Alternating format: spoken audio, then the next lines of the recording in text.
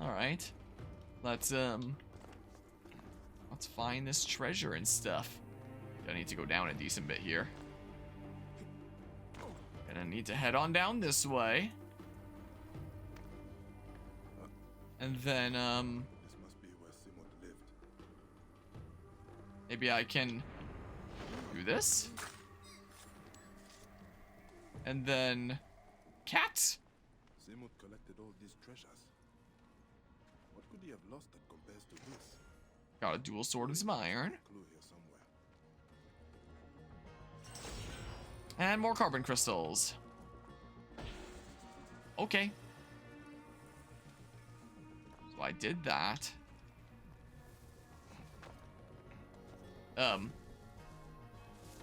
So, can I chain assassinate from here, or will it hit the tree?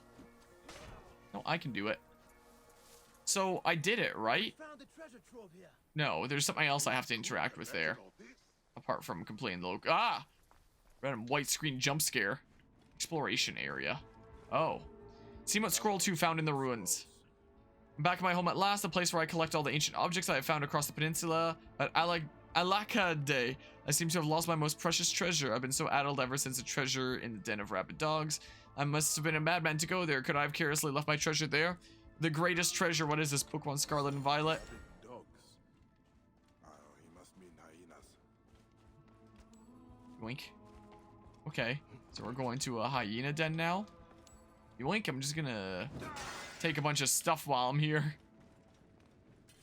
So the hyena den is... Oh! Pretty far over there. So should I just, like, loop around doing things? I mean, if the things are, you know, forts, it might be a little bit sketchy. Possibly. Stealth kill streak. Oh. I think I just broke my stealth, so I, probably lose that bonus. Because, yeah, if they're forts, it might be slightly sketchy. Look at the water over there! Them graphics! Man, my, super expansive graphics card going to good use here. Seshet's Sunken Temple. Alright. I mean, send you not available. Why? Now you're available. Just busy doing things, I guess. Eagles have things to do, too.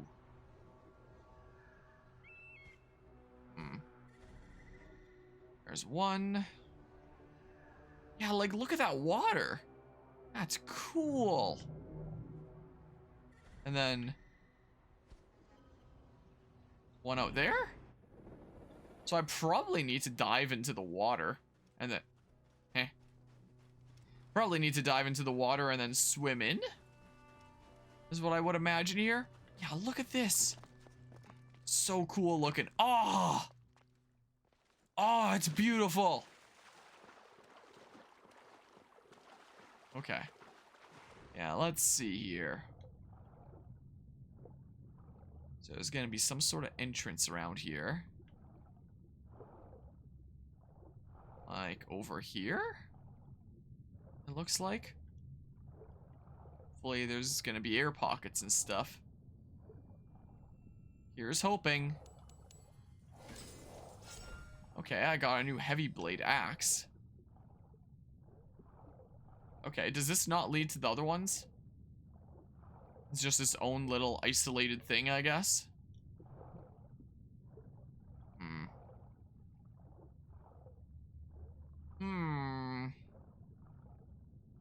Guess so. How do I get these other ones? I guess I'll just, you know, mark the next one. Hi! Thanks, game, but I don't think I need a boat right now. So, I mean, like... I thought I had marked all three. Did I not?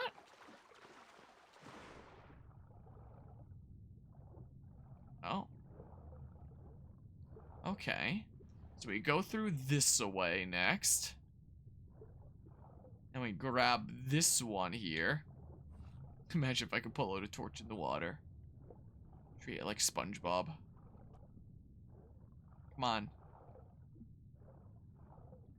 And this one. Can I swim through that? Nope.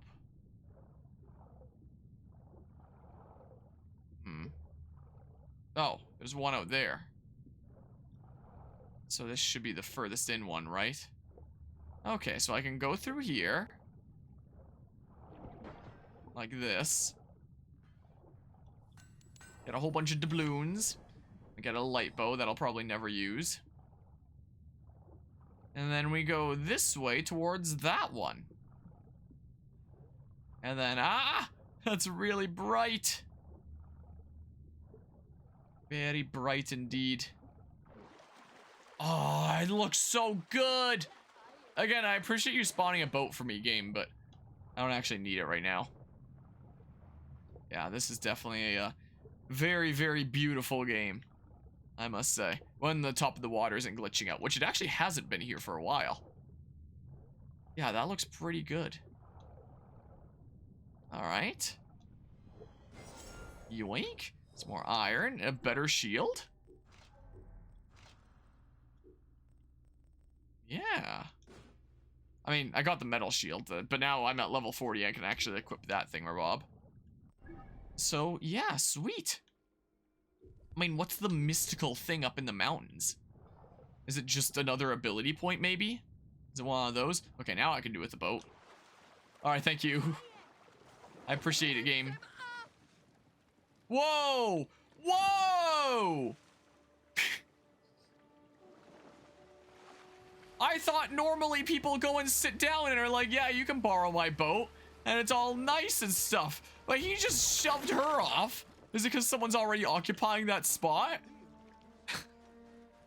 She swung by to pick him up. And he just goes, be gone with you. Wow. I guess Bayek really went into his mean guy phase or something then. What the heck? Maybe it's just when someone's occupying that spot, the game is like, huh, we don't really have a spot that we can put this other his other NPC. So let's just have them get shoved off. Go overboard. Well. Yeah, that was a new thing there. Unk's Stone Circle. So there's a line star things in DLC as well? Does that mean that with the main game alone, you can't complete the, thingamabob? Also, where did it go here? Come on. Leave it marked. Let's see here.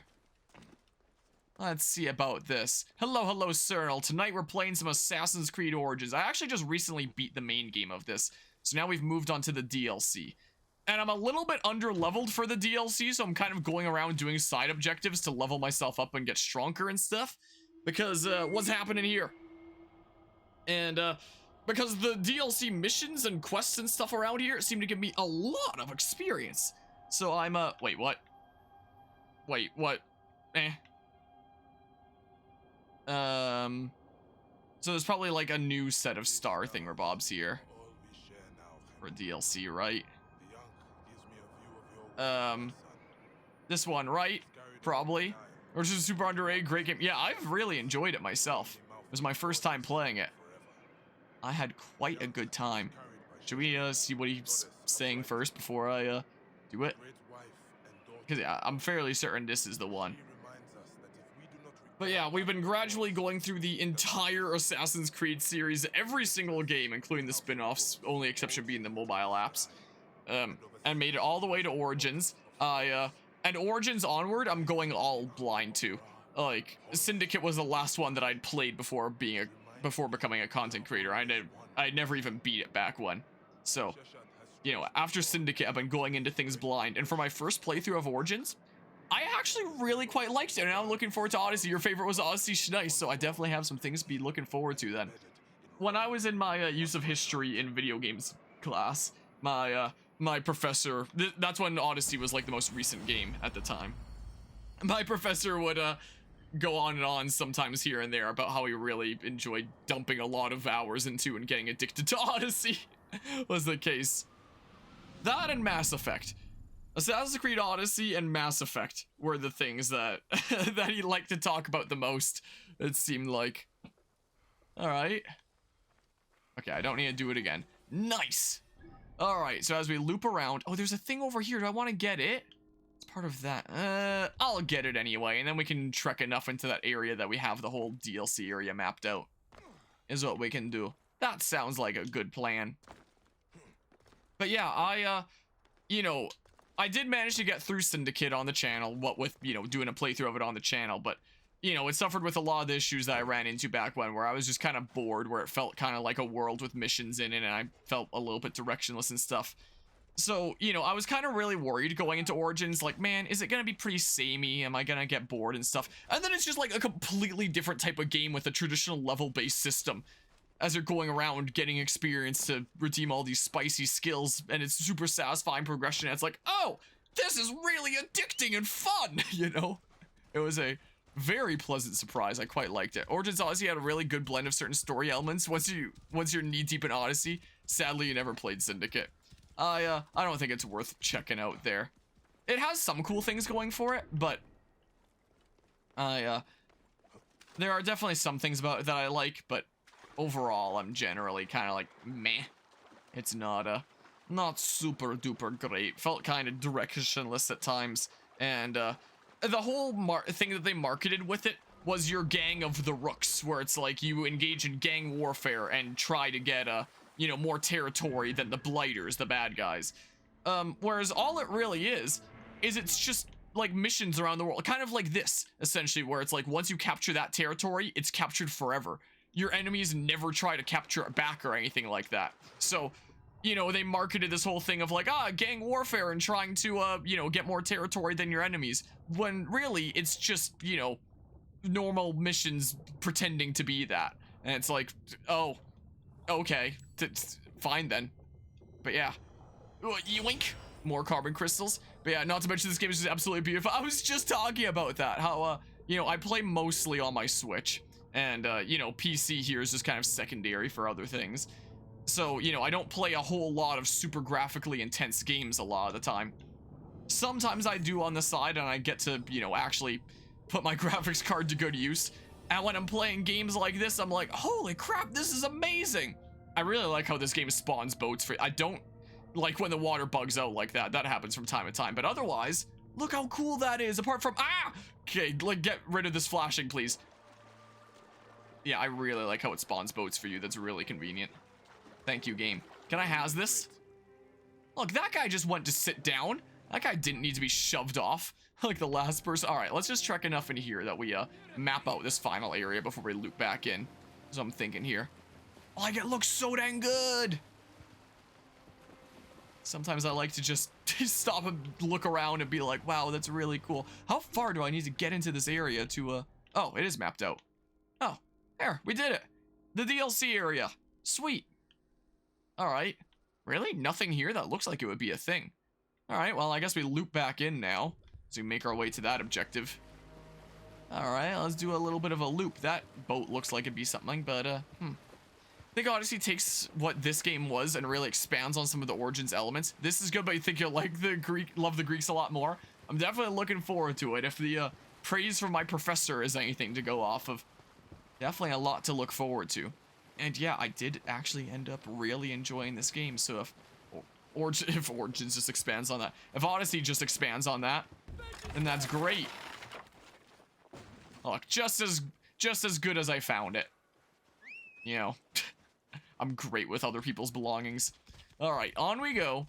Yeah, let's keep on doing these side objectives around here. Is there any good way for me to get back onto?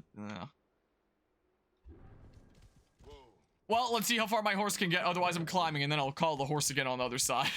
As well, I'll do. But yeah, sadly, Valhalla didn't capture you as much as Odyssey. Didn't have quite the same feel or elements to it. All right, well, feels fat shamed because I'm not fitting through there. Really? I can't climb that?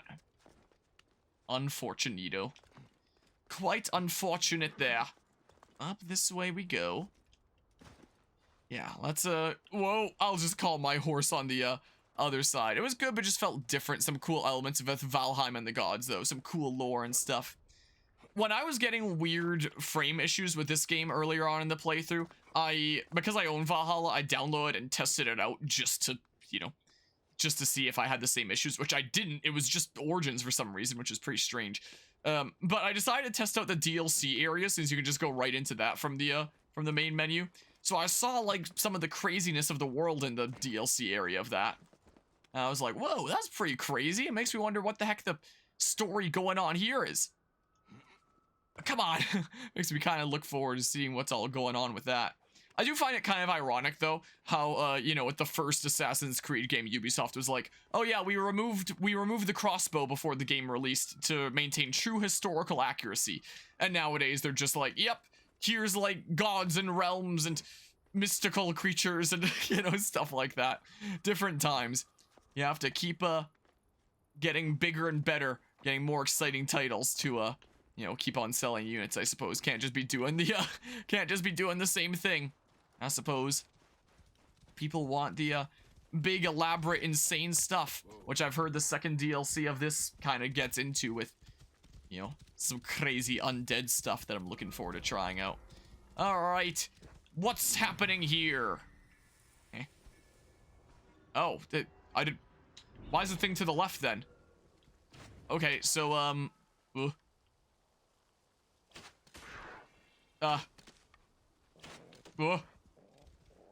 and then, oh crap. Crap. Well, let's complete this objective while we're here. I'm sorry, but the game wants me to take you out. I'm sorry. Blame the game for it. I get experience for it, and then another location complete, and no, and stuff. Yeah, I think the AI is a little bit confused. Like, wait, what the heck do I do here now? What the heck happens? All right, couple more good hits. Ow! And then, oh, come on. There we go. Yeah, you're not a real leopard. If you were a real leopard, I would not be doing that. But you are not a real leopard. You are an objective. Neat. All right, I'm out of here. I almost died from that. Look at the viewpoint while we're over. What's this? What's this? Yoink! Playing this game 101 is exploring around and suddenly being like, what's this? I need to grab it. What? It's a chest thing. Where is the nearby hidden papyrus?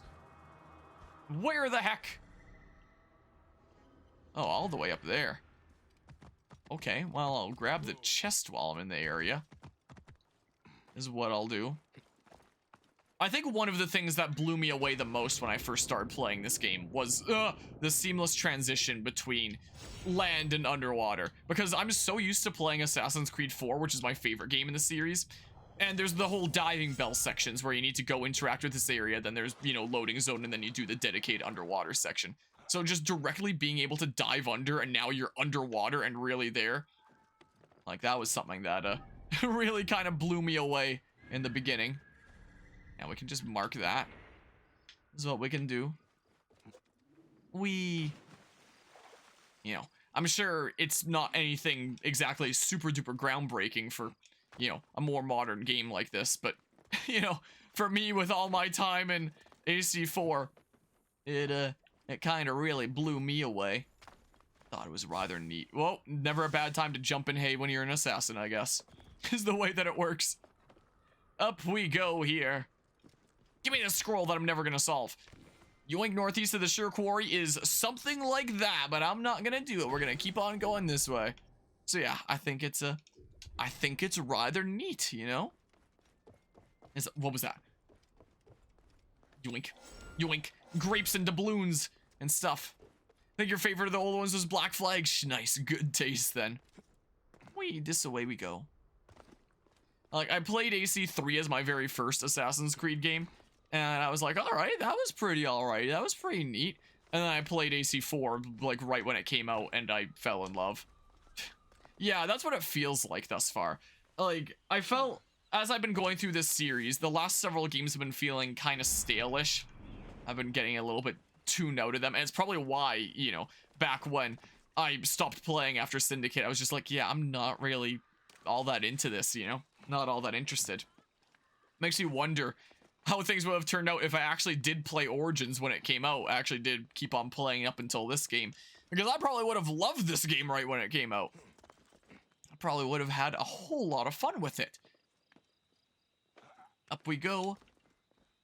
As we were going through, I did actually end up enjoying Unity a lot more on the playthrough here recently than I did when I played it when it first came out. I think a lot of that came down to its shipping initially in such a broken, darn near unplayable state when it first came out, and the fact that it's no longer in that state made it a lot more bearable, and I was able to appreciate the things that it did right a lot more. So maybe that's a large part of it. Is certainly the case. And I was able to appreciate some other details like the arguments made by the story that I wouldn't have, you know, picked up on back when it first came out. It's only after my my various game design classes and analysis of stories and stuff like that that I do a lot more so as an adult nowadays that it's like, oh, I can now appreciate the arguments that that's making and stuff that, oh, don't crash on me. Oh, don't crash on me. Oh, that I wasn't able to appreciate back then. So that was a part as well. But gameplay wise, I was feeling like, okay, I'm not super duper into this, and Syndicate was especially so of like, yeah, that's kind of just meh. But then well, then there was Chronicles. Technically we played the Chronicles spin-offs and they were meh. I was kind of hoping they'd be better, but this thus far has been really good. Look how amazing this looks. Neat. Unity really tried, but the bugs killed it for you. Sadly never went back to it, but you heard Unity was great. Yeah, I apparently put a lot of time into Unity that I don't remember putting in, considering my my Steam profile said I had a couple hundred hours. So when I went to play it on this channel and I saw that on Steam, I was like, wait, what? I know I played it a decent bit. I kind of had a love-hate relationship with it back when it first came out. Though I was also riding off of the high of Black Flag, being like, oh man, I love Black Flag, I'm gonna love the next one. I didn't play Rogue when it first came out because I didn't have an Xbox 360 or PS3 at the time. So, didn't end up playing that. Yoink! Iron and Warrior Bow. Neat. But yeah, I was able to appreciate a lot more about Unity there. It did some cool thingamabobs that I didn't pick up on back when. This away we go. Like nowadays, I think it's probably I think when I first played it, it was one of my least favorite Assassin's Creed games in the series. Now it's one of my favorites. Again, you know, a decent bit of that could just be that playing it nowadays means that I play it in an actual playable state. Of course, there's still plenty of bugs and stuff, you know, the normal Ubisoft jank, the Ubisoft seal of quality. But it's actually playable now. So, I think that also helped me get behind it a lot more than back when I first played it. So, what have we going on over in here, huh? So is that the treasure? The real treasure was the objectives we completed along the way. I hate these cassette beasts. Uh-oh. What? No! Yoink! It's a cool new heavy blunt. I'm not here. You didn't see me. Oh, you can't assassinate hyenas! Okay, well, there's that one down. Is this the treasure?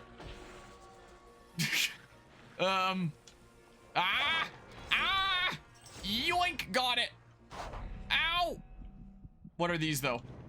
Whatever, I got the things. Did I fulfill the quest, though? I completed the location, at least. So, that's the important thing, right? No. Oh, dang, I'm a decent ways off now. They're both important things. One is not more important than the other. Wah. Well, there's that. But yeah.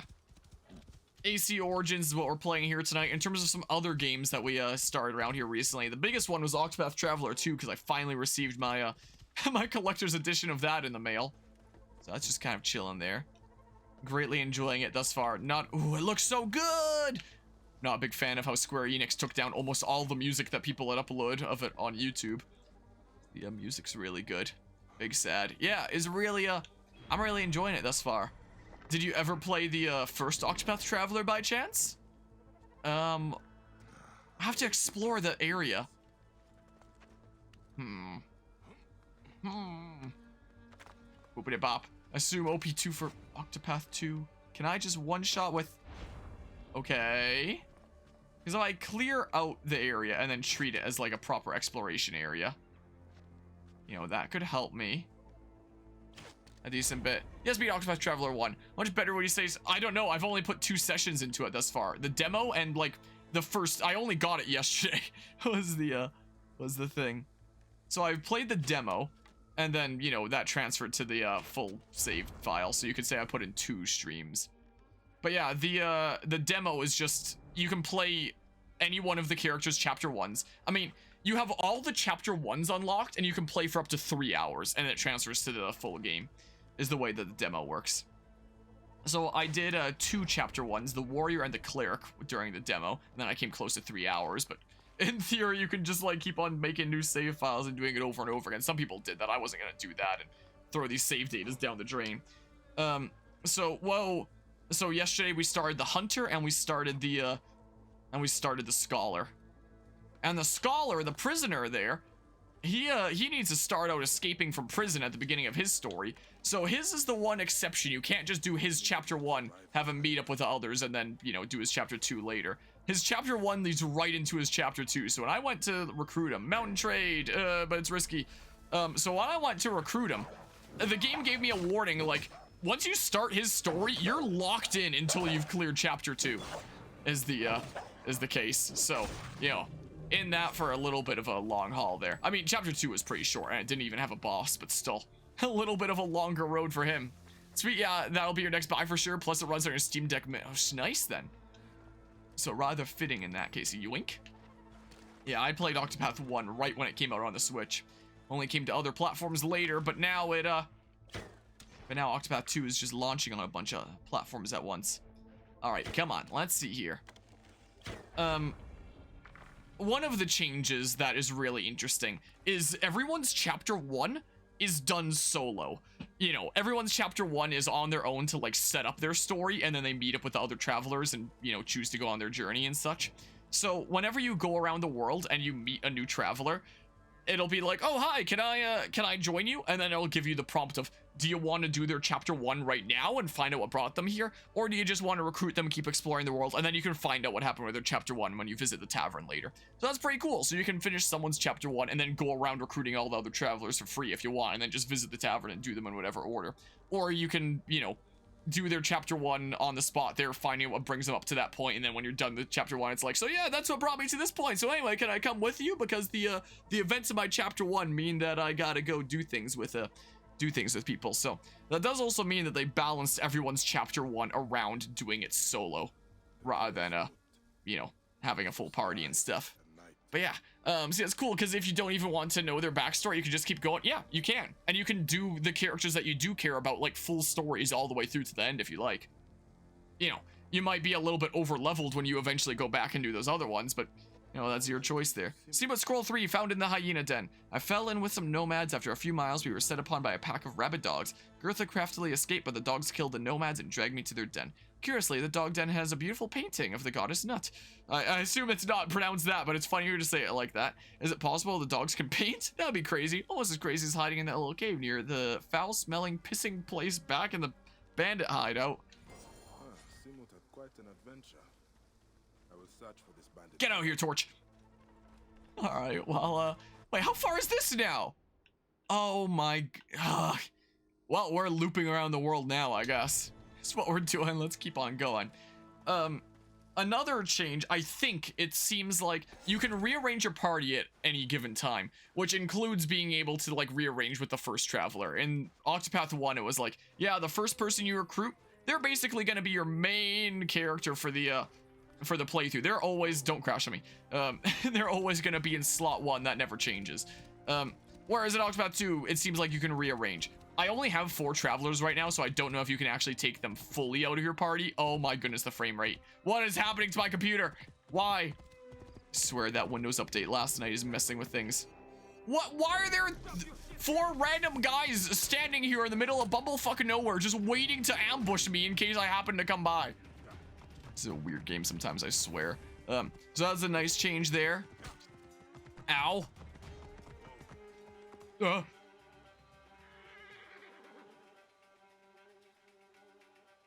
Well, It was like when you use an ejector seat in an action movie right before a car goes off a cliff. That's what that was. Jeez.